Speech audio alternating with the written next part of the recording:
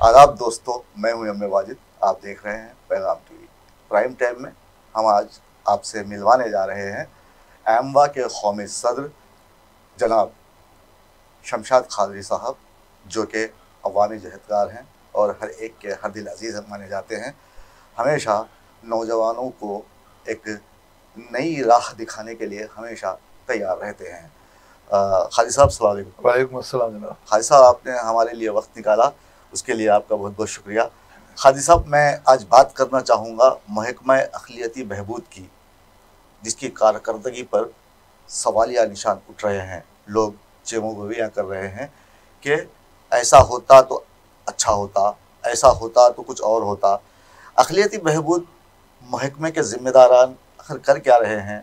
फिर वो अक़लियती बहबूद में सदर के ओहदे को लेकर भी एक हंगामा खड़ा किया गया। ये सब क्या चीज़ है? और नौजवानों को जो इमदाद फराहम करना है, उसकी अदम हुसूलियाबी भी मुसलमानों के लिए परेशान कुन है। तो आप इसके बारे में क्या कहेंगे और इस महकमे की गैर कारकर्दगी पर आप क्या सोचते हैं? बहुत बहुत शुक्रिया जनाब अली, आपने मुझे आपके स्टूडियो में मदऊ किया। ये मेरी खुशकिस्मती है कि मैं अपने कुछ ख्यालात का इज़हार करूँ। सबसे पहले तो वाजिद साहब जी, आपने जो सवाल किया है, मैं समझता हूँ कि वक्त की सबसे अहम ज़रूरत है इस वक्त जी, तेलंगाना गवर्नमेंट ने। जो महकमा अक़लियती बहबूद है, ये क़ायम ही इसलिए किया गया था कि निचले तबक़ात, मुसलमान और जितने भी जो है माइनॉरिटीज़ हैं, उनकी खिदमत की जाए, उनको ज़्यादा से ज़्यादा इसका फ़ायदा पहुँचाया जाए। बिल्कुल। सब्सिडी लोन दिया जाए, ट्रेनिंग प्रोग्राम शुरू किए जाएँ, वैकेंसी ट्रेनिंग प्रोग्राम शुरू किए जाएँ, और उसी के साथ साथ उर्दू अकाडमी भी अक़लियती बहबूद के दायरे कार में आती है। यहाँ पर आप जैसे बहुत से सहाफ़ी हैं जो इस इंतज़ार में हैं कि कब जो है उर्दू अकाडमी की जानिब से इनको जो इमदाद दी जाती थी हर साल, वो जारी की जाएगी। आप सुन के हैरान होंगे वाजिद साहब, हमने हाल ही में एक हज हाउस पे एक धरना किया, जिसमें जो है उर्दू की तरक्की, उर्दू की फलाह बहबूद के अलावा माइनॉरिटी फाइनेंस कॉरपोरेशन से जो पिछले 3 महीने पहले इम्तियाज़ इसाक साहब जो वहाँ के चेयरमैन हैं, और कुपला ईश्वर साहब जो माइनॉरिटी वेलफेयर डिपार्टमेंट के मिनिस्टर हैं, उन्होंने बड़ी बुलंद बांग दावे करते हुए इस बात का जो है ऐलान किया था कि 150 करोड़ या उससे कुछ ज़्यादा जो है हम माइनॉरिटीज़ के सब्सिडी लोन के लिए हमने सैंक्शन किए हैं, और विद इन 15 डेज़ हम उनको सैंक्शन करके नौजवानों को, छोटे मोटे कारोबार के लिए हम जारी करेंगे। मगर हैरत की बात यह है कि आज 3 महीने का अरसा गुजर चुका है, और जो ज़रूरतमंद लोग हैं, वाजिद साहब, मुझे तकलीफ़ इस बात की होती है कि एक समाजी जहदकार होने के नाते मेरा असल मकसद ये होता है कि मिल्लत और कौम की खिदमत की जाए और कुछ ना कुछ गरीबों को उसका फ़ायदा पहुंचाया जाए। मगर यहाँ पर सवाल ये पैदा होता है कि ना ऑफिसर को ही किसी किस्म का तशफ़ी वक्त जवाब देता है जो ज़रूरतमंद ऑफिस में जाते हैं, ना हुकूमत के जाने से कोई इक़दाम होता है। करोड़ों रुपए के बजट जो है मुनगोड़ इलेक्शन के लिए जारी किए जा रहे हैं। हैरत इस बात की है, मैं इस बात से कर रहा हूँ कि मैं तनखीद बराए तनखीद नहीं, तनखीद बराए तामीर करता हूँ। जी बिल्कुल। मेरा मकसद ये है कि मिस्टर चंद्रशेखर राव जो चीफ मिनिस्टर तेलंगाना है, हमेशा मुसलमानों की और निचले तबक़ात की फलाह बहबूद की बात करते हैं, और जमहूरियत पसंद होने का नाता यकीनन जमहूरियत पसंद है, हमको उससे कोई दो राय है ही नहीं। मगर मुझे ये बात समझ में नहीं आती है कि 2015-16 के बाद से आज तक किसी किस्म की कोई एप्लीकेशन पे कोई जो है अमल दरामद नहीं हुआ। जब भी कोई ज़रूरतमंद माइनॉरिटी फाइनेंस कॉरपोरेशन जाता है, या तो चेयरमैन आउट ऑफ स्टेशन होते हैं या इलेक्शन के जो है कैंपेन में रहते हैं, और उसी के साथ साथ आज 3 महीने का अरसा गुजर चुका है। अली जनाब ख्वाजा मुजबुद्दीन साहब, जिनको चेयरमैन का ओहदा दिया गया है, वो एक मरतबा मैं समझता हूँ ऑफिस को आए, एक मीटिंग ली स्टाफ के साथ। उसके बाद हमारी भी उनसे बातचीत हुई, तो हमसे ये वादा किया था कि भाई आपके जो सहाफ़ियों के जो भी जितने भी जो है मसाइल हैं, उसको हल करते हुए 15 दिन के अंदर आपके सामने पेश करूँगा। मगर 15 दिन तो छोड़िए, 2 महीने का अरसा गुजर चुका है, किसी किस्म का कोई तशफ़ी जवाब नहीं है। और जब भी उनसे ये बात कही जाती है, या माइनॉरिटी फाइनेंस कॉरपोरेशन के चेयरमैन जनाब इसाक साहब हैं और ख्वाजा मुजबुद्दीन साहब उर्दू अकाडमी के चेयरमैन हैं, उनसे जब भी ये बात कही जाती है तो एक ही वहाँ से जवाब मिलता है कि हमने हमारा प्रपोजल दाखिल कर चुके हैं, अब ये हुकूमत की जिम्मेदारी है कि जितनी जल्दी उसको जो है अप्रूव करके हमारे पास भिजाएंगे, हम इमीडिएट जो है उसका अनाउंसमेंट करते हुए गरीब लोगों की हम मदद करेंगे। यानी कि आपका कहना है टाल मटोल की पॉलिसी अख्तियार की जा रही है। बिल्कुल 100%। अब आप ये बात समझ सकते हैं, जब कुप्पुला ईश्वर साहब एक जिम्मेदार शख्स होने के नाते उन्होंने इस बात का अनाउंसमेंट किया था कि 50 करोड़ बहुत कम होते हैं, 150 करोड़ हम उसके लिए सैंक्शन कर रहे हैं, ताकि कम से कम 10,000 नौजवानों को, बेरोजगारों को, निचले तबके के लोग जो छोटे मोटे कारोबार करते हैं उनको देते हुए उनको मदद पहुंचाई जाएगी। खालिद साहब, आपसे मैं एक सवाल यहाँ पर यह करना चाहूँगा कि पिछले वर्षों में जब हमने देखा था कि नौजवानों में कारों की तकसीम अमल में लाई गई थी, ये 1 लाख 2 लाख देने से, आप बताइए कि एक आदमी 1 लाख या 2 लाख से अपनी तिजारत शुरू कर सकता है इस दौर में, आज के दौर में? या तो वो प्याज बेचेगा या फिर सब्जी फरोश बन जाएगा, है ना? तो फिर ये क्या लाहिया अमल है जिसको पूरा किया जा रहा है या करने की कोशिश की जा रही है? देखिए जनाब अली वाजिद साहब, बड़ा अच्छा सवाल किया आपने। 2015-16 में जी 1 लाख से लेके 10 लाख के लोन की जो बातचीत कही थी, बड़ा अच्छा प्रोग्राम था, बड़ा अच्छा प्रोग्राम था।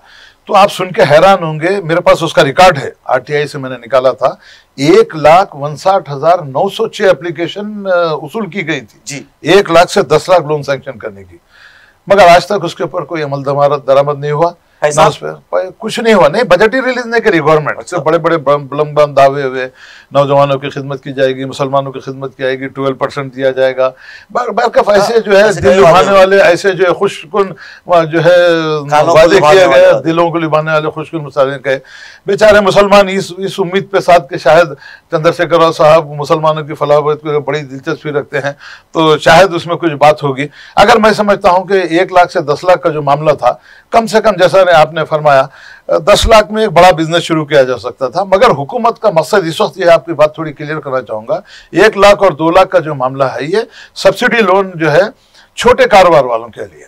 तो आपने जिस तरह से कहा, मैं इस आपके पैगाम टीवी के स्टेट से मिस्टर चंद्रशेखर राव और मुतालिका तमाम अहदेदारों से इस बात की मैं पुरजोर अपील करना चाहूँगा। अपील क्या, मैं मुतालबा भी करना चाहूँगा कि जब हमने आपको वोट दे के आपको आपकी कुर्सी संभालने को, आपकी जो हुकूमत बनाने में हमने साथ दिया है, फाइज किया है, बड़े बड़े ओहदे फाइज किया है, तो आपका भी अहम, आपकी जिम्मेदारी बनती है कि आप मुसलमानों को और माइनॉरिटीज़ को तशफ़ी बख्श जवाब दे और इस बात का तयक़ुन दे कि मुसलमानों की तरक्की में यकीनन मिस्टर चंद्रशेखर राव भी पेश है और दूसरे अहदेदार भी पेश है। मगर मैं नहीं समझता कि ऐसा कुछ इक़दाम आज तक हुआ है जिससे मुसलमान खुश होंगे या मुसलमान हुकूमत की तायद की बात करेंगे। और ख़ास तौर से एक बात कहना चाहूँगा जनाब अली, 2018 या 19 में 50,000 का लोन सब्सिडी जिसकी जो नाकाबिल वापिस था, लोगों में तस्लीम कर दिया गया। ये बड़ी अहम बात है, मैं हुकूमत के सामने भी बात रखना चाहूँगा। भी आपने इस बात जो करा था, तो 50,000 का लोन किस पेपर में आपने जो है नोटिफिकेशन जारी किया और किसको आपने लोन दिया, किसको दिया? तो मैंने आरटीआई के तहत एप्लीकेशन डाली, जो उसका मुझे जवाब आया। मगर वाजिद साहब, ये मैं हुकूमत से और तमाम महकमे के श्रीमती कांति वेस्ली, वहाँ की जो है जिम्मेदार है माइनॉरिटी फाइनेंस कॉर्पोरेशन के डायरेक्टर हैं, मैंने जब आरटीआई से उनको दिया तो उन्होंने कहा कि हमारा ताल्लुक हमारे से नहीं है, DMW मिस्टर मोहम्मद कासिम के पास है। तो हम मोहम्मद कासिम साहब के पास भी डाले, वहाँ से हमको जवाब आया 367 या 400 के करीब लोगों को 50,000 का जो है सब्सिडी लोन दिया गया। तो हमने उनसे ये मुतालिबा किया था कि एड्रेस के साथ और उनके फ़ोन नंबर के साथ दीजिए। तो फ़ोन नंबर भी नहीं दिया गया, एड्रेस भी नहीं दिया गया, नाम की लिस्ट दे दी गई। तो अब इस बात का आप अंदाज़ा लगा लीजिए कि अगर वाकई आपने नेक नियति से लोगों को लोन दिया था, गरीबों की मदद के लिए दिया था, तो आप उसमें आपकी हिचकिचाहट की वजह समझ में नहीं आ रही उनका एड्रेस या उनका देने के लिए। मैं तो इस बात, अगर ऐसा है आपने आरटीआई से मंगवाया है और उसकी तफसीलात आपने हासिल की हैं और आपको जवाब नहीं मिला है, तो मैं तो सीधे सीधे कहूँगा ये स्कैम है। बिल्कुल स्कैम है। और एक चीज़, और एक ख़ास बात आपको कहूँगा, फ़कीर कम्युनिटी को जो 100 मोपेड तकसीम किए गए। अच्छा, किस किस को किया गया वो पता नहीं। मैं आरटीआई से मुझे जवाब आया, उनका नाम और फ़ोन नंबर दिया गया, उनका कोई एड्रेस नहीं, उनको कब दिए। और सबसे अहम बात है वाजिद साहब, मैं ये कहना चाहूँगा कि जब आप 100 मोपेड दिए, बहुत अच्छा है, वेरी गुड, हुकूमत doing something for the poor people. But एक चीज यहाँ पर सबसे अहम चीज ये है कि आपने किस अखबार में नोटिफिकेशन दिया था, किन किन जो है लोगों को, जो है मुस्तहक लोगों को आपने मोहब्बत तकसीम की, किन लोगों को 50,000 का लोन दिया। नाम और नंबर देने से इसका कोई अंदाजा होने वाला नहीं है। तो मैं हुकूमत से इस बात का मैं मुतालबा करना चाहूंगा आपके तवस्सुस से या पैगाम टीवी के तवस्सुस से, इसके ऊपर एक इंक्वायरी बिठा के इस बात की जो है तस्दीक की जाए कि वाकई ये जो 50,000 का लोन और जो मोपेड तकसीम किए गए हैं, क्या वाकई मुस्तहक लोग लिए हैं या दरमियानी लोगों के फायदे के लिए इसको जो है इस बजट को इस्तेमाल किया गया। नहीं, शायद आपको पता नहीं है खाजी साहब, आपने सुना होगा, लोग कहते हैं कि हज हाउस जो रज़ाक मंजिल जो है, उस हज हाउस को लोग कहते हैं कि ये दरमियानी लोगों का अड्डा है। तो शायद आपने इस बात को सुना होगा। तो वहाँ पर दरमियानी लोगों की चांदी ही चांदी है। तो आप फरमा रहे थे खाजी साहब के मुस्तहक सहाफ़ियों की इमदाद के लिए अकेडमी क्या कर रही है ना।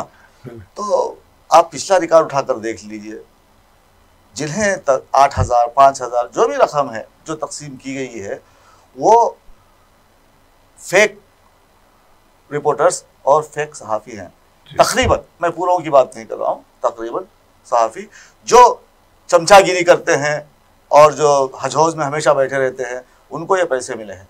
तो खैर, ये आप उर्दू की जब बात कर रहे हैं, उर्दू की तरक्की की बात कर रहे हैं, तो ये किताबों की ज़बान है, ये किताबों में पढ़े जाने वाली बात है। तो इसमें वाजिद साहब बड़ा अच्छा सवाल आपने किया। जब हमने वहाँ धरना किया, धरना करने के बाद मिस्टर शाहनवाज कासिम जो डायरेक्टर, कमिश्नर डायरेक्टर हैं माइनॉरिटी वेलफेयर डिपार्टमेंट के, उन्होंने मुझे बुला के मुझसे डिस्कशन किया कि आप ये धरना मत कीजिए, विद इन 8 डेज दिवाली के बाद हम तमाम जो है साफियों के जो भी मसाइल हल करते हुए उनके पैसे उनके अकाउंट में डाल देंगे। तो मैंने उनसे ये सवाल इस बात का किया कि जनाब अली, आप जो है department, head of the department है, आपको ये देखना चाहिए कि किस डिपार्टमेंट में चेयरमैन बैठ रहा है, किस डिपार्टमेंट में जो है डायरेक्टर बैठ रहा है नहीं बैठ रहा है, वहाँ का काम काज कैसे चल रहा है, वहाँ की कारकर्दगी क्या है, और कितना बजट सैंक्शन हो रहा है और कितना बजट जो इस्तेमाल हो रहा है, और नहीं इस्तेमाल हो रहा तो क्यों नहीं हो रहा है। तो उन्होंने कहा कि विद इन 15 डेज करेंगे। मगर मैं एक बात ये कहना चाहूँगा, उर्दू अकादमी सहाफ़ियों की जो बात है, 8 करोड़ का बजट शायद लास्ट ईयर कुछ सैंक्शन किया गया था उर्दू अकादमी के लिए। बुलंद बांग दावे किए जाते हैं कि उर्दू को दूसरी सरकारी जबान बना दिया गया है, उर्दू के सहाफ़ियों के लिए किताबें उर्दू के सहाफ़ियों के लिए मदद की जा रही है। एक 8,000 और 10,000 की रकम उर्दू सहाफ़ियों के लिए जो दिन रात 24 घंटे सालाना दे रहे हैं। तो मैं हुकूमत से खुसूसी तौर पर इसका बात का मुतालबा करना चाहूँगा कि कम से कम जो हकीकत में सहाफ़त कर रहे हैं, जो हकीकत में जो है उर्दू की खिदमत में लगे हुए हैं, ऐसे लोगों की तस्दीक करते हुए कम से कम सालाना अगर 25,000 रुपये उन सहाफ़ियों को दिए जाएंगे हुकूमत की जानिब से, तो मैं समझता हूं कि उन सहाफ़ियों का कुछ ना कुछ 5-10 पैसे का तो कुछ फ़ायदा होगा। खालिद साहब, आपने अपनी बात रखी। मैं ये कहना चाहूँगा अकेडमी से कि देखिए, सहाफ़ी जो गुर्बत की ज़िंदगी गुजारते हैं, बीइंग ए सहाफ़ी, बतौर सहाफ़ी मैं ये बात कहूँगा कि उर्दू सहाफ़त में कुछ बचा नहीं है। ऐसे हालात में उर्दू को बचाना है तो महाना 10,000 रुपये आप दीजिए सहाफ़ी को, ताकि वो आपकी चापलूसी ना कर सके, वो आपके दफ्तर के बाहर ना बैठे और वो कहीं जाकर किसी से 400-500 ना ले। ये कीजिए आप, तो उसकी बिल्कुल बेहतर तो हो जाएगी ना। बिल्कुल वजह है वाजिद साहब, मगर इसके लिए जहद मुसलसल ज़रूरी है। चंद सहाफ़ी आए, कोई धरना करके चले गए, चंद सहाफ़ी आए, रिप्रेजेंटेशन या नहीं होना है। मेरे खुसूसी तौर पर जितनी उर्दू सहाफ़त से मुंसलिक हैं, जो लोग उर्दू सहाफ़त से अपना जो है अखबारात या TV चैनल चला रहे हैं, उनसे मेरी पुरजोर अपील है कि अब वक्त आ चुका है कि एक प्लेटफॉर्म पे जमा होइए। एक प्लेटफॉर्म पे जमा होने के बाद आपके जो मुतालबात है और जो उर्दू की तरक्की और तरवीज की जो बात हुकूमत करती है, मैं नहीं समझता कि ये मिस्टर चंद्रशेखर राव को इस जानिब तवज्जो देना चाहिए कि 8 करोड़ में उर्दू की क्या तरक्की होगी, उर्दू की क्या जो है तरक्की होगी और उर्दू की क्या खिदमत कर सकेंगे। और एक ख़ास बात कहना चाहूँगा, ख्वाजा मुजीबुद्दीन साहब जब आज अपना चार्ज लेने के 3 महीने के करीब हो चुका है, अब आप जाके देखिए, हैरत की बात यह होती है कि बड़ी शर्मिंदगी भी होती है। आपको उर्दू अकादमी का चेयरमैन बनाया गया है। उर्दू अकादमी की बड़ी अहम बात है वाजिद साहब, आप देख लीजिए, उर्दू अकादमी के बाद 3 बड़े बड़े होर्डिंग लगे हुए हैं।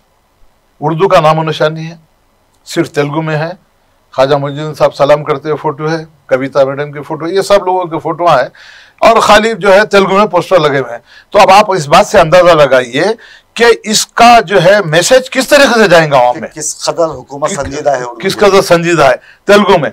तो अच्छा भाई, मैं ये चाह रहा हूं कि ये इसकी जो तशहीर ख्वाजा मुइनुद्दीन साहब की नहीं होना है। अगर वाकई आपको लगाना है उर्दू की आप क्या जो है खिदमत कर रहे हैं, उर्दू की तरक्की के लिए आपने कितना जो बजट अलॉट किया है, उर्दू की तरक्की के लिए आपने क्या क्या इक़दाम किए हैं, उसके बड़े बड़े होटल लगाइए, यकीनन आप काबिल तारीफ हैं।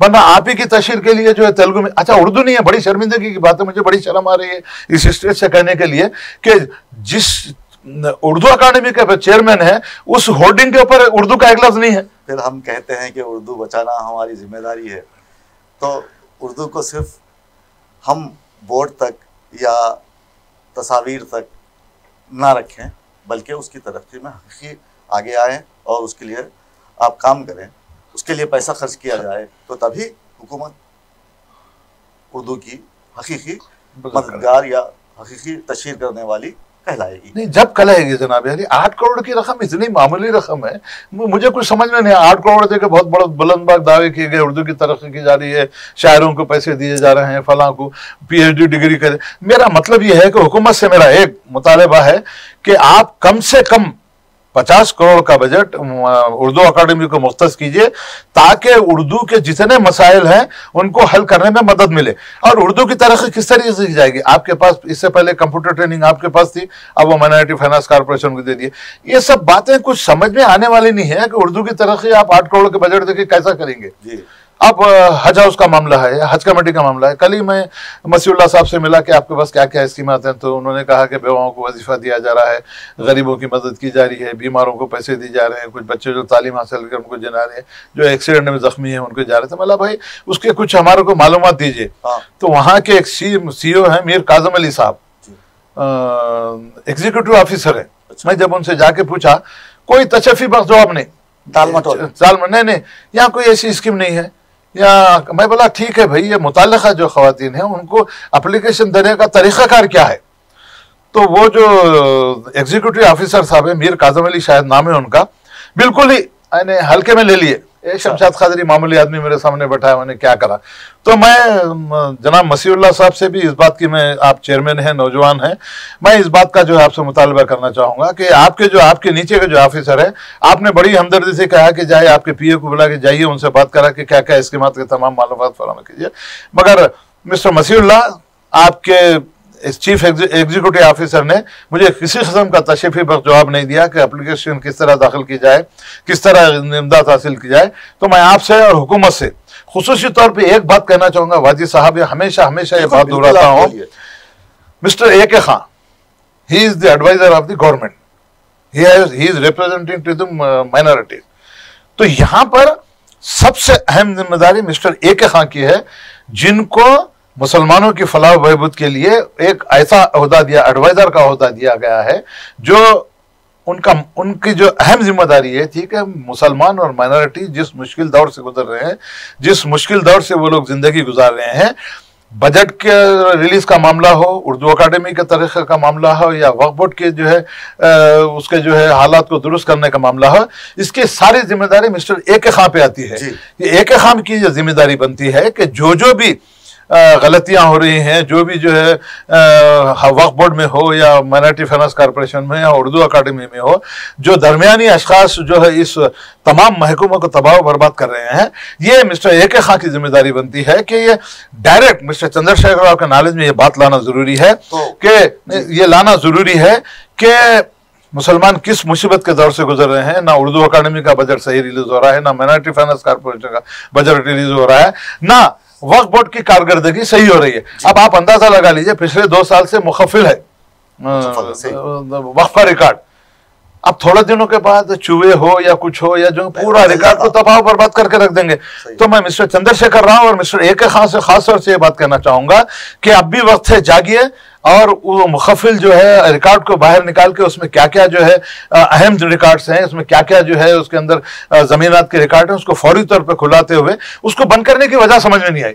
फिर बंद तो कर दिया गया, मगर अब उसके बाद जब आरटीआई का 1 महीना हुआ जवाब देके आपका मंशा वक्त क्या है, आपके पास क्या क्या स्कीमात हैं, आपके कितने जो है जमीनात मोरिज़ इल्तिमा में पड़े हैं, कितने कोर्ट केस में है, आज तक भी उसका जवाब नहीं दिया गया। मैं हुकूमत से मिस्टर AK खान से इस बात का मुतालबा करना चाहूंगा कि माइनॉरिटी फाइनेंस कॉर्पोरेशन और माइनॉरिटी वेलफेयर डिपार्टमेंट का हाल यतीम खाने से बदतर बना के रख दिया गया है। अब भी वक्त है, एक दर्दमंदाना अपील है, एक समाजी जहदकार होने के नाते से ये मेरी जिम्मेदारी बनती है कि हिंदुस्तानी शहरी हो, भारत में रहने वाला हो, हमारी भी यहाँ पर कुर्बानियां हैं, हमको आपसे पूछने का बिल्कुल हक है। जब आप हमसे वोट मांगते हैं तो हम वोट देते हैं, जब वोट देते हैं तो हमारा यह हक बनता है कि हम वोट इस उम्मीद पे आपको दिए थे मिस्टर चंद्रशेखर राव कि आप मुसलमानों की फलाह बरकत के लिए काम करते हुए आप इस बात का सबूत देंगे कि जो इलेक्शन में आपने जो वादे किए थे उनको पूरा करना था। मगर खैर, आपने जितने वादे किए, कितने वादे पूरे किए, ये आप अपना मुहासबा कीजिए, देखिए कि आपने कितने मुसलमानों से वादे किए थे, पूरे किए थे। मैं आपसे ज्यादा बात ये इस बात से भी नहीं कहना चाहूंगा, मेरा आपसे मुतालिबा है कि फौरी तौर पर आप जो है माइनॉरिटी वेलफेयर डिपार्टमेंट पे तवज्जो मनसूब करते हुए वहां के तमाम ऑफिसर जो है उनको इस बात की तंबीह कीजिए और इस बात की जो है उनको जो है उनके ऊपर दबाव डालिए कि जितने स्कीमात हैं उस पर अमलावरी करते हुए, और ज्यादा से ज्यादा मेरा एक मुतालबा यह है कि माइनॉरिटीज के लिए उनके पॉपुलेशन के बेसिस पे उनका बजट अलॉट किया जाए, तो ही आप माइनॉरिटी का कुछ फलाह बहबूद कर सकते हैं। 2-4 रुपए फकीर के सामने फेंक देने से कुछ होने वाला ये सब काम गैर जानिबदाराना हो, गैर जानिबदाराना हो जी। तो आप हाजी साहब, आपने जो बातें आप कही उसका निचोड़ एक ही है, वो मैं आपके सामने बोलना चाहूँगा कि ये तमाम जो बातें हुई हैं इसमें एक उनसर साफ जाहिर है, AK खान। तो AK खान अपनी जिम्मेदारियों से भाग रहे हैं, इंसाफ नहीं कर पा रहे हैं, आपका मतलब यही है? बिल्कुल।